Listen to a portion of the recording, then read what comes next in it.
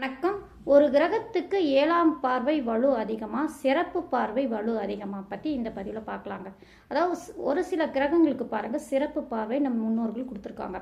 அந்த சிறப்பு பார்வையில் வலு அதிகமா அல்லது எல்லா கிரகத்துக்கும் சமசத்தமும் 7ஆம் பார்வை பொது பார்வை, இந்த பொது பார்வைக்கு வலு அதிகமா பற்றி இந்த பதிவில் பார்க்கலாங்க.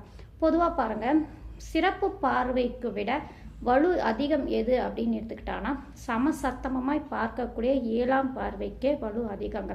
இப்போ குரு பகவானும் செவ்வாய் பகவானும் சனி பகவானுக்கும் சிறப்பு பார்வை உண்டு. அப்படிங்கிறதுனால இவங்களுக்கெல்லாம் பாருங்க சமசத்தமமாய் நேர் 7ஆம் பார்வை பார்க்கக்கூடிய அமைப்புக்கே வலு அதிகம். அப்படிங்கிறதுனால அந்த 7ஆம் இடத்தில் ஏதாவது கிரகங்கள் இருக்கோ அல்லது அந்த 7ஆம் பார்வை அந்த பாவத்து மேலே விழும்போது அந்த பாவத்துக்கு உண்டான பலனும் முழுமையாக அந்த ஜாதகருக்கு அந்த திசா காலங்களில் கிடைக்குங்க.